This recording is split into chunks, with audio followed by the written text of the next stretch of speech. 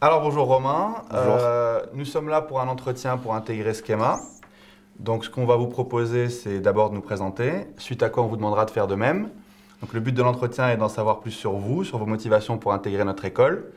Donc l'instauration d'un échange sur la base de vos expériences et du fameux CV projectif nous permettra, j'espère, d'en savoir plus bientôt. Bonjour Romain, je suis Lisette Garrigue, consultante en ressources humaines. Bonjour.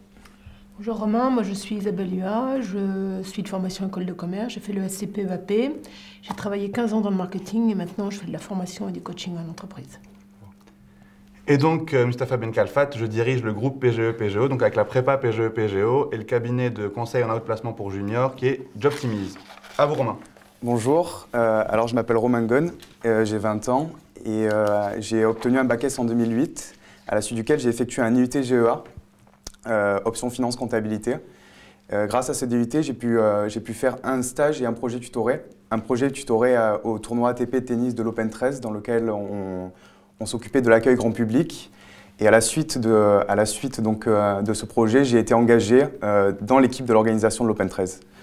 J'ai aussi effectué un stage en Australie, à la Sodexo à Brisbane, qui aurait dû durer 3 mois à la base, mais j'ai été prolongé et obtenu un CDD de 6 mois, donc je suis resté finalement 9 mois en Australie. Sinon, dans la vie, j'adore le sport, qui est aussi mon projet professionnel.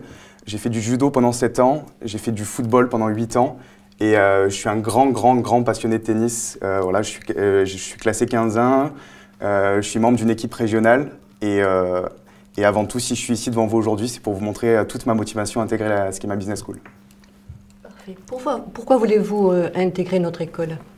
Alors votre école, parce que déjà, elle est totalement en lien avec mon projet professionnel, dans le sens où moi je veux travailler dans la gestion de projet. Et vous avez donc ce Master SP en Project and Program Management, qui reste généraliste et qui me plaît énormément. Vous avez cette association qui me fait rêver. J'ai contacté d'ailleurs l'ancien président qui s'appelle Trophée Golf, qui organise un des plus grands tournois amateurs dans le Nord-Pas-de-Calais. Moi, j'ai jamais fait d'associatif, ou très peu, et ça serait un honneur pour moi de m'intégrer dans ce projet-là. Pourquoi votre école? Parce que y a un réseau conséquent. Vous avez sur les 3 campus et je compte utiliser ce réseau pour obtenir des stages et par la suite, une fois diplômé, je serai un des premiers à alimenter ce dernier. Et encore, pourquoi votre école? Parce que vous êtes à l'international et plus que jamais avec bientôt un nouveau campus au Brésil. Et vu que j'ai déjà donné cette dimension internationale à mon parcours, je ne compte pas m'arrêter là et je compte repartir et être un bon ambassadeur de votre école dans les pays étrangers et dans les universités étrangères. Pouvez-vous nous préciser votre projet professionnel, s'il vous plaît ? Alors mon projet professionnel, ça serait de travailler dans l'événementiel sportif, clairement. C'est-à-dire que moi je suis passionné par l'événementiel, par la gestion de projet. Et j'ai une petite déception jusqu'à maintenant, c'est que j'ai jamais eu l'occasion de mener un projet de A à Z. C'est-à-dire que sur l'Open 13 et sur l'Open de Nice, j'interviens vraiment sur le tournoi. C'est-à-dire que vraiment sur un événement sportif, il y a toujours des choses qui se passent mal. Et nous, en gros, on est là vraiment, c'est une qualité d'ailleurs dont je fais preuve assez régulièrement, l'adaptabilité. Je pense que sur ces tournois-là, je fais preuve d'adaptabilité, mais mon problème encore, c'est que j'ai pas pu mener un projet de A à Z. Et au sein de Trophée Golf, j'espère avoir l'occasion, j'ai mis que je voulais être président, le CV projectif permet de rêver, donc ça a été l'occasion de le faire. J'espère avoir l'occasion justement de mener un projet de A à Z, c'est-à-dire monter un budget et aller jusqu'à la réalisation de l'événement. Alors moi je suis prête à vous donner les rênes d'un projet. Prouvez-moi que vous êtes capable de le mener, ce projet. Alors déjà je l'ai déjà fait partiellement, c'est-à-dire que partout où je suis passé en fait, sans prétention, mais partout où je suis passé, ça s'est relativement bien passé. Donc si vous me permettez de réaliser ce projet, je vous assure pas que je le réussirai en entier, mais en tout cas je donnerai tout parce que une de mes qualités principales c'est la persévérance. Quoi qu'il arrive, malgré toutes les difficultés que j'aurai, auxquelles je vais faire face, je lâcherai rien, quoi qu'il arrive. Il y en a déjà eu des difficultés? Il y en a eu de nombreuses, oui. Il y en a eu de nombreuses. À l'Open 13, je pense à l'Open 13, j'ai une petite anecdote d'ailleurs à ce niveau-là. Un jour à l'Open 13, donc je suis responsable à l'Open 13, je suis responsable de la visibilité des partenaires et des animations sur le court central entre les matchs. Et il y avait une des membres du conseil général devait remettre un prix à la fin. Donc un prix symbolique à un étudiant qui avait gagné un tournoi étudiant. Et le problème, c'est que pendant l'Open 13, on est très dépendant de la cadence des matchs, du calendrier, si vous voulez. Et ce jour-là, la remise des prix devait avoir lieu 1 heure après l'heure à laquelle j'étais à ce moment-là. Et c'était Arnaud Clément contre Michael Liodra. Arnaud Clément a abandonné. La remise des prix, au lieu d'être 1 heure après, était sur le moment, au moment où j'accueillais la dame qui devait remettre la remise des prix. Donc on a annoncé cette dame sur le cours central alors que j'étais encore avec elle à l'entrée du Palais des Sports, si vous voulez. Donc j'ai été obligé de lui faire enlever ses talons. je me rappelle comme si c'était hier. J'étais obligé de lui faire enlever ses talons et on s'est mis à courir dans le Palais des Sports. Elle est arrivée sur le cours central et je pense qu'elle a bien mis 2 minutes avant de prendre le micro et d'arriver à aligner 2 mots. Donc voilà. Donc là encore, voilà, persévérance, adaptabilité, je pense que c'est des qualités qui me reflètent bien. Ouais. Alors justement, là, vous nous parlez de vos qualités et en termes de défauts, qu'est-ce que vous pourriez dire? Je pense que je suis quelqu'un d'impatient. Je pense que je suis quelqu'un d'impatient, je veux tout très vite, mais le tennis me permet de travailler sur ce défaut. Parce que depuis de nombreuses années où je suis en compétition, c'est vrai que des matchs, à cause de j'en ai perdu, et dû à mon impatience, j'en ai perdu. C'est-à-dire que je me rappelle surtout, quand j'ai commencé les tournois adultes, les adultes, c'est vraiment, ils sont prêts à, comme on dit dans le jargon tennistique, mourir sur le court, dans le sens où ils lâchent rien.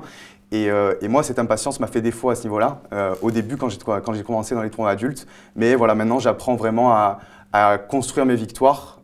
Je perds régulièrement, évidemment, mais sur mes victoires, en tout cas, j'apprends à construire ces victoires-là. Et même si elles sont longues à se dessiner, voilà, je suis prêt à patienter. Alors, je vois que vous parlez de la fonction de juge-arbitre. Elle est incompatible avec l'impatience. Est-ce que vous pouvez me dire comment l'équation peut se faire? Dans quel sens elle est incompatible avec l'impatience? Parce qu'un juge doit être... Quelles sont les qualités d'un juge? Ah oui, il doit être impartial, bien sûr. Il doit être impartial. Non seulement impartial, il doit avoir certainement d'autres qualités. Quand le match dure un petit peu, un match en 3, je ne sais pas si vous avez des matchs en 5-7 à votre niveau, mais il ne faut pas s'endormir quand même, non? Alors, juge-arbitre, par contre, je tiens à préciser quelque chose. Juge-arbitre, ce n'est pas le monsieur qui est sur la chaise. Juge-arbitre, c'est celui qui supervise le match. C'est-à-dire qu'en gros, c'est plus des connaissances des règles tennistiques et, comment dire, j'interviens seulement en cas de litige. Je ne suis pas le monsieur sur la chaise, en fait. Et qu'est-ce qui va vous permettre d'intervenir en cas de litige, ma connaissance du tennis.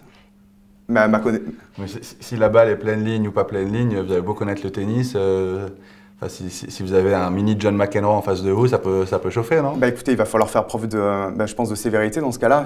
Je pense qu'il va falloir, il faut savoir trancher. Et le juge-arbitre n'est pas au bord du terrain, en fait. C'est lui qui supervise le match en cas de litige. Et je pense que s'il y a un imprévu et si le match se passe mal, je pense que déjà je pèserai le pour le contre. Je pense que même dans l'événementiel, il faut être réfléchi. Même si on est souvent, comme on dit, la tête dans le guidon, il faut savoir prendre du recul. Et je pense qu'avant de prendre une décision, je ne la prendrai pas à la légère. Et je pèserai bien le pour et le contre, histoire d'être le plus juste possible. Par rapport à ça, moi j'ai une petite question comme ça. Je vois que vous avez fait GEA, donc finance. Ouais. Qu'ensuite vous êtes orienté vers l'événementiel sportif. Ouais. Je vois que vous nous dites que la patience n'est pas votre première qualité et en même temps que dans votre CV projectif, j'imagine idéal, donc à 10 ans, vous exercez mine de rien beaucoup de postes d'assistant. Donc est-ce que vous ne pensez pas qu'il y a des problèmes d'aiguillage? Puis aussi, vous êtes passionné de tennis, mais vous faites plutôt 7 ans de judo, 5 ans de football. Enfin, est-ce que vous n'avez pas de problème sur la définition initiale de l'itinéraire? Écoutez, là c'est mon projet idéal, bien sûr. Je pense que là, pour le coup, mon défaut qui est l'impatience, là je pense que vraiment je le prends dans le sens où là je pense qu'il faut être patient. Je pense que dans un projet professionnel, il faut savoir attendre son heure. Et je pense encore plus dans l'événementiel qui est un milieu très fermé, qui est un milieu où il faut énormément de réseau. Et d'ailleurs, j'espère si vous m'intégrez justement pouvoir utiliser ce réseau conséquent que vous avez. Je pense, non, la patience et de rigueur. La patience et de rigueur, je veux faire mon expérience auprès de managers qui seront, j'espère, mes exemples dans le futur. Je veux commencer d'abord assistant chef de projet événementiel donc à l'Olympique de Marseille. Pourquoi l'Olympique de Marseille? Parce que c'est mon club de cœur, je suis marseillais et j'ai envie de m'investir au moins une année dans ce club que je vois grandir depuis des années. Et dans la gestion des partenariats que j'ai déjà fait, que j'espère refaire au sein de Trophée Golf. Je pense que la gestion des partenariats, je pense que c'est vraiment quelque chose qu'il faut... Ça s'apprend. C'est pas quelque chose la gestion des partenaires au quotidien, en ce moment, on est dans une période de crise. Les partenaires sont de plus en plus frileux à investir sur les tournois. Et je pense que des qualités de gestion des partenaires, ça peut être décisif, ça peut être vraiment décisif dans la pérennisation justement de ces partenaires. Quelles sont ces qualités de gestion des partenaires? Là encore, mon défaut sur lequel je travaille, la patience encore. Je vous ai demandé une qualité, des qualités même. Des qualités pour ah oui, pour bien gérer les partenaires. L'organisation, tout d'abord, je pense. Ça suffit? Ça suffira pas. Je pense l'autonomie, la rigueur. Je pense qu'en fait, il faut être droit avec les partenaires. Il faut leur dire, il faut les tenir au courant au fur et à mesure. Il y a un mot clé dans la gestion des partenariats. Allez, trouvez-le. Je pense la sociabilité, je pense le sens du contact. Allez, encore autre chose. La confiance, est-ce que cela vous parle, la confiance? La confiance, oui, bien sûr, mais dans quel sens? Dans la gestion de partenariat? Bien sûr, mais avant tout, je pense que c'est aussi être conciliant dans le sens où il faut réaliser les intérêts du tournoi, mais aussi les intérêts des partenaires. Pour faire tout ça, je pense qu'il faut, bien sûr, comme vous l'avez dit, la confiance. Je pense qu'il faut avoir confiance dans la boîte dans laquelle on travaille, conscience de ses atouts. La conscience aussi, confiance dans ses atouts aussi. C'est-à-dire que la gestion des partenaires, on vend une image, l'image d'un club. Et c'est grâce à l'image de l'Olympique de Marseille, là, vu qu'on en parlait, que les partenaires vont pouvoir communiquer à travers justement l'Olympique de Marseille. Donc, soit dit en passant, qu'est-ce que vous pensez justement de l'image de l'Olympique de Marseille en ce moment? C'est vrai que si on s'étend à la ville, l'image en ce moment n'est pas ce qu'elle est. Elle n'est pas au plus haut.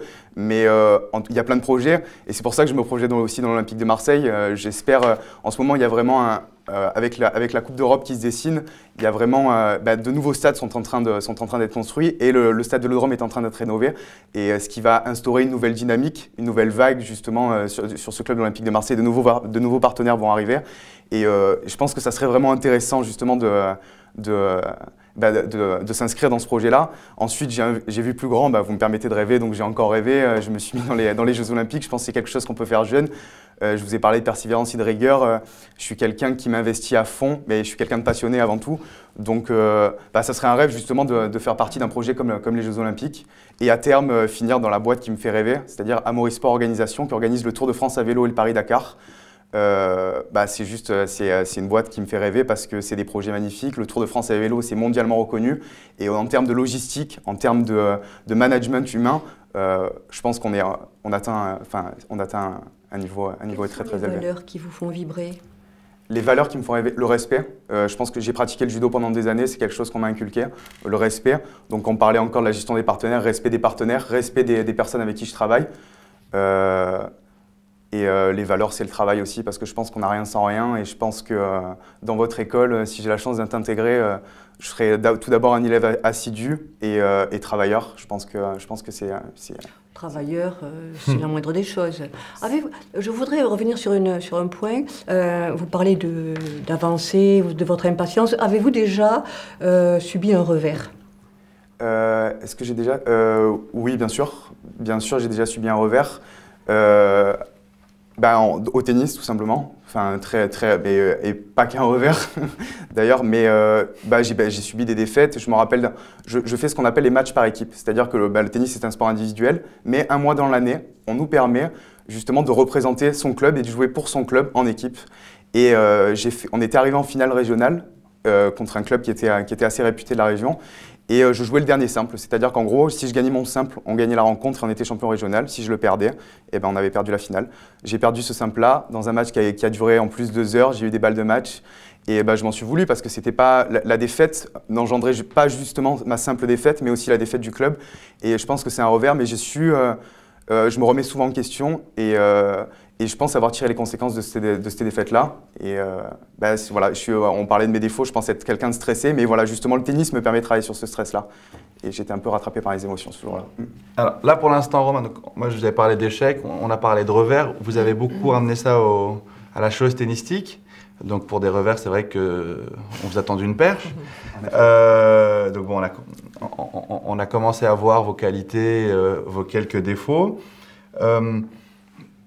On a parlé de l'école, mais allons un peu plus loin. Je vais vous mettre en situation. Imaginez que nous soyons en Australie, que je sois un étudiant australien et que je vous sonde pour savoir s'il faut aller étudier à Skema. Donc imaginons que vous êtes étudiant à Schema.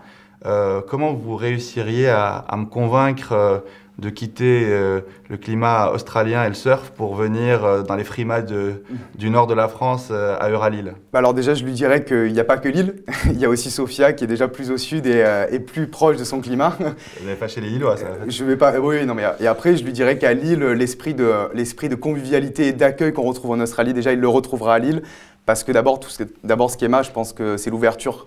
Et on a le campus à Raleigh, le campus à Suzu, bientôt le campus au Brésil. Je pense que c'est vraiment une preuve de cette ouverture d'esprit qu'on retrouve en Australie, qu'on retrouve chez les Australiens. J'ai pris un énorme plaisir en arrivant en Australie à voir avec quel plaisir ils accueillent les étrangers. Et je lui dirais tout simplement que s'il vient à Schema, il sera accueilli comme il se doit, qu'il sera intégré comme il se doit. Et j'espère qu'il s'épanouira autant que ce qu'il s'épanouit dans son pays. Mais vous vous souvenez quand même que Schema est une école de commerce? Bien sûr, bien sûr. Bon, et après, bien sûr, évidemment, je lui parlerai aussi de l'excellence des cours. Des cours en plus qui seront, je ne sais pas s'il va apprendre le français, mais en tout cas, tous les cours sont il aura l'occasion d'avoir tous ces cours en anglais, ce qui sera une facilité pour lui d'adaptation au début. Il aura aussi des cours de français dans un second temps. Il y a une association qui accueille les étudiants étrangers à Schema, et cette association-là est très, très, très performante. Je sais qu'il aura l'occasion de découvrir Lille, il aura l'occasion de découvrir aussi Paris, et aussi, il aura l'occasion de bénéficier justement de ce réseau massif de Schema s'il a la chance d'intégrer cette école. Et voilà. Par rapport, vous savez, nous voyons beaucoup de candidats qui sont tous très très bons. Donc, si je vous pose juste une question, pourquoi vous prendrions vous plutôt qu'un autre? Alors, moi, dans Schema, ça sera un investissement dans l'associatif sans faille. Je vous promets que je donnerai tout dans l'associatif parce que je sais que vous mettez l'associatif, c'est une des priorités de Schema. Et donc moi, dans Schema, je donnerai tout dans l'associatif. Moi, dans Schema, ça sera la rigueur pendant les cours. Ça sera, je serai un élève assidu, je serai investi dans le travail d'équipe. Moi, dans Schema, j'irai loin. Je profiterai justement de votre réseau d'écoles et d'universités. J'espère, je vois que je sais que vous ouvrez votre campus au Brésil en 2014, donc j'espère avoir l'occasion de partir au Brésil. Et moi, dans Schema, je pense que l'événementiel sportif, avant tout, c'est un réseau, c'est beaucoup de réseaux en fait, l'événementiel sportif. Et donc moi, dans Schema, comme je vous ai dit tout à l'heure, j'utiliserai d'abord le réseau de l'école. Mais par contre, une fois diplômé, je vous promets j'alimenterai ce réseau au maximum. Comment concrètement serez-vous le meilleur ambassadeur de Schema? Je pense que tout simplement par les valeurs qu'inculque Schema, c'est-à-dire les valeurs d'ouverture, les valeurs de respect et de travail. Et justement, partout où j'irai, je serai ambassadeur de ces valeurs-là. Ouais. On a parlé tout à l'heure des valeurs qui vous ont vibré. Qu'est-ce que vous n'aimez pas chez les autres? Qu'est-ce que je n'aime pas chez les autres? J'aime pas les gens superficiels. Ouh. Et en école de commerce, alors, ça vous risquez d'en avoir pour votre pognon, hein, cher ami. Écoutez, je ne suis pas encore en école de commerce, donc ces stéréotypes développés, écoutez, j'espère avoir l'occasion de vous en parler l'année prochaine quand je vous croiserai sur le campus, si j'ai la chance d'intégrer votre école. Mais en tout cas, écoutez, je vous dirai ça l'année prochaine, mais c'est vrai que je n'aime pas la superficialité. J'espère être quelqu'un d'authentique, ou en tout cas, mes amis disent de moi que je suis quelqu'un de spontané, d'authentique. Et c'est vrai que j'ai du mal avec ça, ouais. Comment réagissez-vous face à quelqu'un dont vous sentez qu'il est très superficiel? Écoutez, je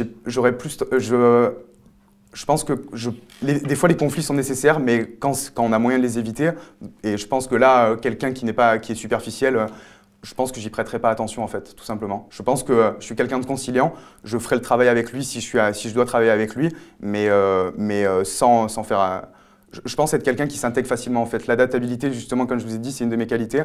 Et je pense que je ferai pas de ce qu'on... Donc vous l'évitez plutôt? Pas spécialement l'éviter en fait. Ça ne ressemble pas au personnage, à l'image que vous donnez? Ouais, non, en fait, éviter, excusez-moi, je vais revenir sur ce terme-là. Pas éviter, je pense que je serai conciliant. Mais par contre, je partirai pas en vacances avec lui, voilà, tout simplement. Voilà. Bon, en même temps, les week-ends d'intégration, vous risquez de partir en vacances avec beaucoup de monde. Donc, vous verrez qu'il y aura quelques personnes superficielles, paroles d'anciens d'école de commerce. Moi, je vous trouve assez audacieux, hein, c'est une qualité dont vous n'avez pas parlé, mais le coup de l'anaphore en période post-élection présidentielle, c'était quand même gonflé. Alors, étant tous les trois impliqués dans les ressources humaines, bien sûr, j'ai moins d'expérience que vous dans le domaine. Mais moi, j'ai noté que vous aviez été prolongé 2 fois. Ouais.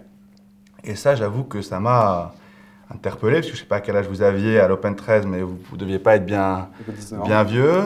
Ensuite, vous allez à la Sodexo en Australie, vous commencez en stage, vous êtes prolongé. Vous faites comment? Ben, écoutez, en fait, je m'investis.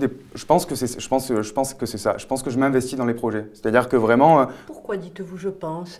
Parce que, tout d'abord, parce que j'essaie d'être modeste. Prouvez-nous-le, dites-nous. Que traduisez de façon concrète cette capacité d'investissement? Tout simplement parce qu'on m'a pas réellement dit tu es comme ça donc je te prolonge. Mais en tout cas c'est pour ça que je mets des pincettes en disant je pense. Mais tout simplement parce que je suis investi dans les projets dans lesquels je travaille, que je donne le maximum dans chaque projet et que justement j'ai une anecdote assez marrante à l'Open 13 dans la manière dont j'ai été prolongé justement. Ce qui se passait, c'est qu'en fait, on faisait l'accueil grand public justement dans le projet dont je vous ai parlé, ce qui n'est pas forcément très marrant dans le sens où on accueille les gens à l'entrée grand public et on les oriente. Mais moi, vu que j'aimais le tennis et j'aimais déjà rien que l'ambiance dans laquelle j'étais plongé, j'ai tout de suite dit à mon supérieur que de toute façon, s'il y avait besoin de moi pour des heures supplémentaires, j'étais présent. Et là, j'ai eu un coup de chance parce que je pense qu'il faut de la chance aussi. Il faut savoir la provoquer, mais il faut de la chance dans un projet professionnel. Et on m'a dit que le DJ qui envoyait le son sur la musique des matchs d'entrée des joueurs était tombé malade et que c'est moi qui donc ils m'ont envoyé dans la régie vidéo à côté des commentateurs et c'est moi qui envoyais le son le son sur la musique d'entrée des joueurs et c'est comme ça que je suis rentré à l'Open 13. Et en plus il est DJ. Enfin voilà. Écoutez, je sais pas qui vous êtes, mais vous êtes prolongé à 19 ans à l'Open 13. Vous allez en Australie au lieu de faire du surf, vous êtes embauché. Vous faites le DJ quand il manque un DJ, vous avez... quelle est la faille? À quel moment Romain Ghosn est-il un être humain? Vous allez nous complexer là. Est-ce que vous n'avez vécu que des expériences dans lesquelles vous êtes investi? On a l'impression que en regardant votre CV, tout ce que vous avez fait, vous avez réussi à vous impliquer. Parlez-moi d'une expérience, d'un contexte qui a été défavorable et où vous n'avez pas été... la personne parfaite que vous décrivez. Mon arrivée en Australie, clairement. Parce que c'est la première fois que je quittais la France. C'est même une des premières fois que je quittais Marseille, pour tout vous dire. Donc là, pour aller à l'autre bout du monde, je peux vous dire que ça a fait bizarre. Je suis arrivé là-bas, j'ai eu vraiment le mal du pays. C'est-à-dire que vraiment, je suis arrivé, j'ai été logé dans des backpackers, c'est-à-dire les auberges de jeunesse ici, pendant 3 semaines. C'est-à-dire qu'il a fallu trouver une colocation australienne. Et c'est vrai qu'au début, ça n'a pas été facile. Je vais vous avouer que ça n'a pas été facile parce que je travaillais en même temps que je logeais dans ces auberges de jeunesse, dans des dortoirs de 12. Et vraiment, oui, non, là, je pense que mes premiers jours en Australie n'ont pas été faciles. Et je pense que ça s'est même ressenti à la Sodexo, là où je travaillais, dans le sens où déjà la barrière de la langue, je ne parlais pas un mot anglais, et en plus l'accent australien est très fort. Et c'est vrai qu'au début, heureusement vraiment que les Australiens sont chaleureux et vraiment qu'ils adorent accueillir des étrangers, parce que je pense que oui, en fait, je pense que je suis chanceux, ouais. Ouais, je pense que j'ai de la chance, ouais. Parce que vraiment, dans un contexte, si en plus le contexte avait été difficile, que j'avais été mal accueilli, ça aurait été déjà que ça avait été difficile au début, ça aurait été très difficile par la suite. Donc vous croyez vraiment à la chance? Ouais. Nous n'y croyons pas, nous, à la chance. Je pense qu'il faut savoir la provoquer. Hein. Ouais, la chance serait aux esprits bien préparés, comme dirait l'autre, n'est-ce pas? Je ne me fais pas dire. Il nous reste très peu de temps, donc l'entretien était assez agréable pour qu'on n'y prête pas attention, ce qui est bien. Alors, vu qu'il nous reste peu de temps, je vais vous demander de vous limiter à un mot pour la clôture de cet entretien de motivation. Lequel serait-il? Passion. Merci beaucoup, Romain. Merci, Romain. Et bien, merci à vous. Au revoir. Au revoir. Pour ma part, j'ai beaucoup aimé cet entretien. D'ailleurs, je n'ai pas vu le temps passer. Le candidat était très présent. Il était très cohérent. Il citait beaucoup d'exemples. Alors, tellement cohérent et authentique qu'il a à plusieurs reprises insisté sur impatient. Je suis impatient et c'est un des axes d'amélioration que l'on pourrait noter pour cet entretien, puisque parfois le rythme de ce fait a été accéléré et il aurait peut-être fallu creuser quelques points, mais il passait très rapidement à tous les points. Voilà, c'est le seul point que je noterai. Alors, en ce qui me concerne, c'est vrai que c'est un candidat PGE que je connais. Mais j'avais oublié qu'il était si bon que ça. C'est vrai qu'il a un petit défaut, c'est qu'il ne compte pas 1-2 avant de répondre aux questions. Mais d'un autre côté, quelle mécanique intellectuelle? Parce que sans réfléchir, être capable de répondre si vite, si bien, avec un sens de la répartie exceptionnel, avec la capacité de passionner le jury, c'est vraiment pour le coup capable de développer, de rebondir. Il ne prend pas les questions comme une agression, il prend les questions comme justement un moyen d'embrayer sur autre chose. Il amène le jury là où il veut l'amener. Et c'est vrai qu'on lui a proposé, certainement à cause de lui, un entretien compliqué. C'est-à-dire qu'il a eu un entretien rafale. C'est-à-dire que dès qu'il avait fini, il y avait quelqu'un qui était prêt à lui tomber dessus avec une question. Donc on a cherché les failles étant donné qu'on avait affaire à un très bon candidat, ce qui permet d'ailleurs de conseiller aux très bons candidats de rester cool, de rester calme, parce que justement quand on a affaire à des gens aussi brillants, on essaye de voir ce qu'ils ont dans le ventre. Et là, en l'occurrence, chapeau Romain, vraiment entretien phénoménal pour en voir près de 1000 chaque année. Je sais apprécier la qualité d'un tel candidat.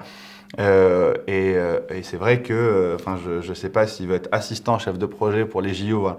Lui, il fait le pari que ce sera Madrid. Je n'ai pas le souvenir quand ils avaient été attribués à Madrid en 2020. Mais quel que soit le lieu où se dérouleront les JO ou les prochains événements sportifs, on se dit que Romain sera un sacré atout pour l'équipe organisatrice. Alors, quoi rajouter? Effectivement, moi je confirme ce que vous avez ressenti tous les deux. Moi, ce que j'ai beaucoup aimé, c'est effectivement le côté passion, qu'on ressent, le côté authentique. On voit qu'il a du recul sur lui. Je pense que s'il répond si bien, c'est aussi parce qu'il a été très bien préparé. C'est pas de l'impro et ça se sent et il a réfléchi et à chaque fois, il est capable d'illustrer tout ce qu'il dit par des exemples. Donc, on sent qu'il y a de la profondeur. Voilà, vraiment, j'ai bien aimé. Il fait bien passer le message. C'est vrai qu'il est très impatient, mais comme il le cite dans ses défauts et que ça colle bien avec ce qu'il est, du coup, ça passe très bien. Peut-être un débit de parole un peu rapide. Donc, du coup, on prend un petit peu le même par mimétisme. Mais non, vraiment, excellent candidat.